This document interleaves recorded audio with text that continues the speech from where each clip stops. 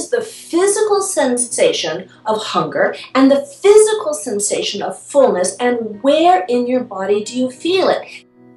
All of these lines across my face tell you the story of who I am. Once you can find and get clear about, okay, what that signal is, then if you're eating and you check in and there is no hunger signal in sight, you know by process of elimination, you are now eating for emotional reasons. You have left tank A, which is the tank that needs to be filled when you're physically hungry and needs to be filled with food. And you're now in tank B, which is the tank that needs to be filled by emotional and spiritual nourishment. And no amount of food will ever fill that. And the second step, and the question one would ask yourself, let's say you found your hunger and satiety signals, you know you're full, you're still wanting to eat that pizza, not a hunger signal in sight.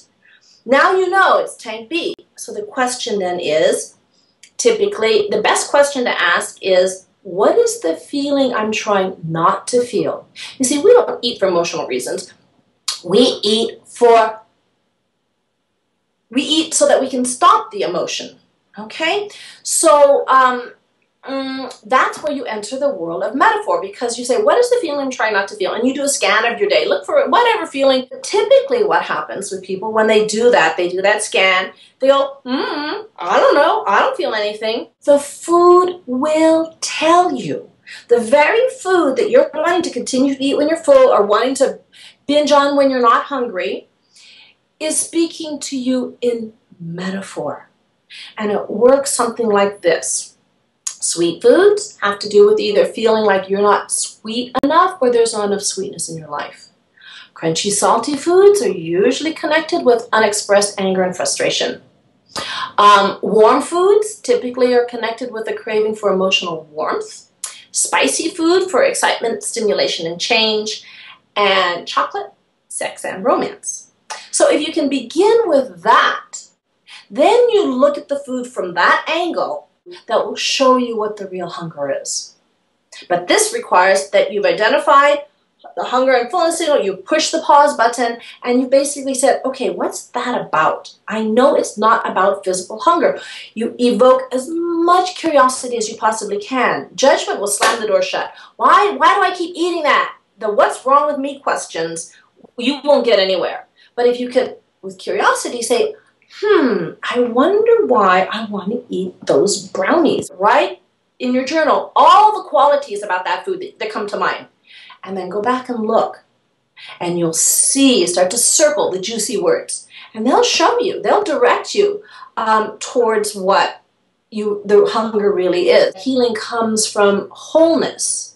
So that we diminish or discard aspects of ourselves as in an attempt really to survive in a culture that doesn't encourage wholeness. Basically what I'm doing is I'm accessing a different part of the brain, essentially. The stories speak the language of the soul, which is the language of metaphor. Metaphor affects somebody on multiple levels.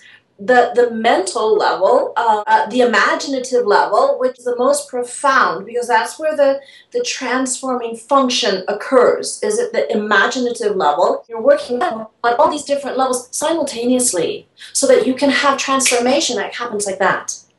So that's why I use the stories. An eating disorder cannot function unless there's a level of unconsciousness. That's its job. Its job is to make sure that you're not aware of certain feelings that you don't know what to do with, or that are overwhelming, or too painful, or too difficult, or too complicated to deal with. So using the stories and the fairy tales, it's sort of like you're one step removed from the issues. You understand, that's really, in a way, the eating disorder is talking to you. It's a messenger. It's a messenger from your soul, but it's talking in a language we're not taught to understand, which is the language of metaphor. But once you can tune your ear to that, you start to realize, oh yeah, food is not food. Pizza is not pizza. If I'm eating pizza and I'm not physically hungry, pizza's not pizza. It's a symbolic representation of another kind of hunger. You can see for yourself that whatever your struggle is with food or eating or weight or whatever is metaphoric for the struggles in your life. If you can understand what's being communicated, it's going to take you to wholeness, which is what real healing is.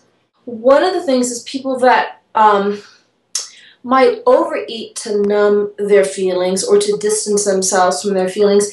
It's a little more subtle, you see. It's not as dramatic as, for example, someone who's binging and purging. It's like, that's pretty obvious. You know, that behavior is a little more discordant. Whereas 5 more bites of pizza after you're full is not so in your face. So you don't even realize you're overeating. A lot of times I'll ask someone, do you eat for reasons other than emotional hunger? And they'll go, no, I just eat because I like food too much. And then my next question is, well, what's the physical sensation you feel when you are full? And where in your body do you feel it? And they look at me and they go, what? They don't know. So then I say, then how can you tell if you're eating for physical or emotional reasons if you don't know your physical sensation of fullness? Now, you see, we are not taught this in our culture. In fact, we're taught to disregard the body. Disregard the body's signals. Don't rest when you're tired. Keep on going. Eat this because somebody who loves you made it for you, or because everybody else is eating, or because, 101 reasons other than physical hunger. Now, I'm not saying that's wrong or bad, but what I am saying is it does take us away from this connection to the wisdom of our own bodies, and having that be what informs us. As your life changes, as your physical level of activity, as your age, as your sleep patterns, as your stress level, as where you're at in your menstrual cycle, all of that changes. And if you're not tuned in to read that and eat in accordance to that, you will soon be going down this other path of being a little more unconscious.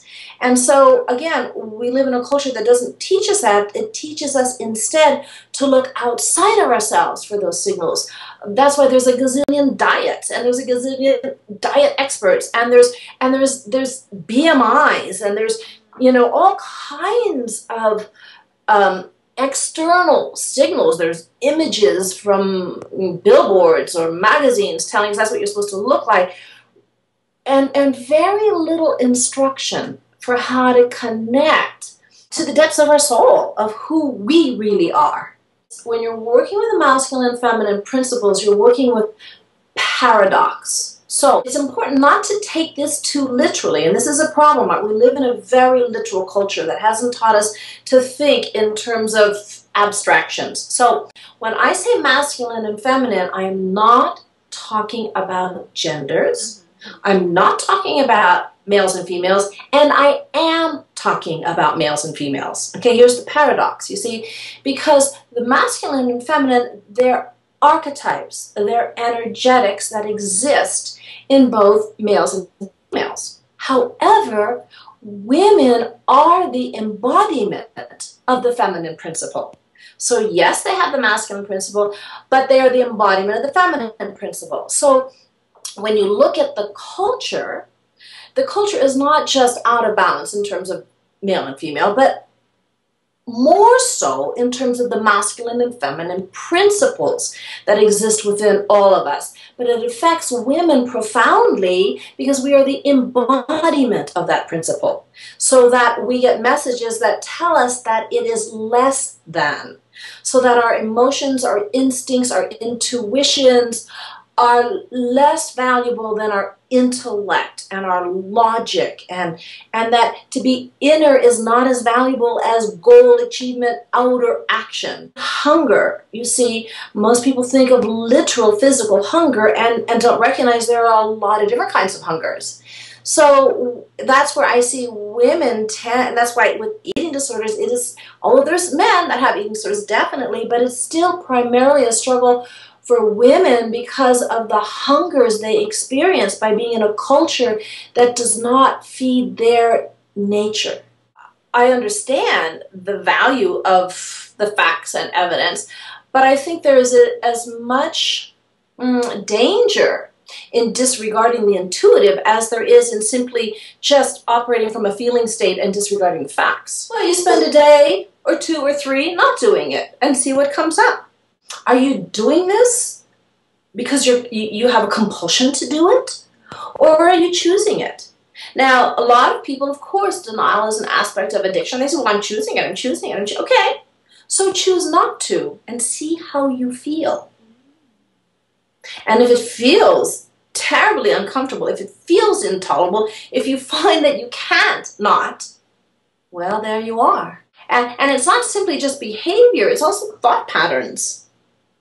If you can't not have your mind go there.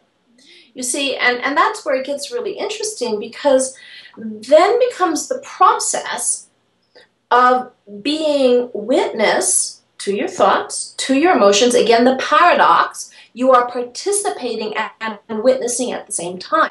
If I paid attention to every thought I had, I would be totally insane. It would be ridiculous. Just like if I allowed myself the full outer expression of every emotion that comes up, it's like I'd be all over the place. Now, the task is not to deny them, but to bring them into consciousness, to pick and choose. So for example, you would take an emotion like anger. Anger is an important emotion. It gives you very valuable feedback about when things are not okay.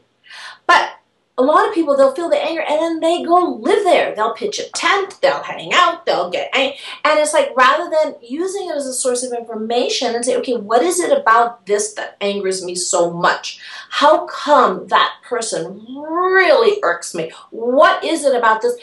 Gather the information and then pull out. You see, now you're talking about the divine marriage of the masculine and feminine, where you feel the feeling, but then you sit with the thoughts and try to bring it into integration. How can someone learn to stay with their feelings? Well, you do have to push the pause button. and a lot of times our body lets us know when we have feelings that we're not aware of. And so, again, the body speaks in the language of metaphor. It's like if you feel like biting someone's head off, or you're clenching your teeth so you don't speak up, or you get a pain in the neck, or you see, that makes me sick to my stomach. Our body is talking to us and letting you know in ways in which you may not be aware of. Journaling is a really great way, because it allows you to open up a communication with yourself without being concerned about hurting other people's feelings or other people laughing at you or criticizing. So journaling, where you can just write down whatever comes up, can be really valuable. Now, that's why in some ways it's dangerous for somebody to read somebody else's journal, because a journal is where you just kind of trying stuff out for size. You let whatever come up, and then you can pick and choose, okay, you know what? This is valuable for me. I'm sticking with this, or I'm gonna stay with this a little longer, or whatever. Or no, this is like, oh my gosh, I can't even believe that that's what came up in me, because when I try it on, that really doesn't fit for who I am.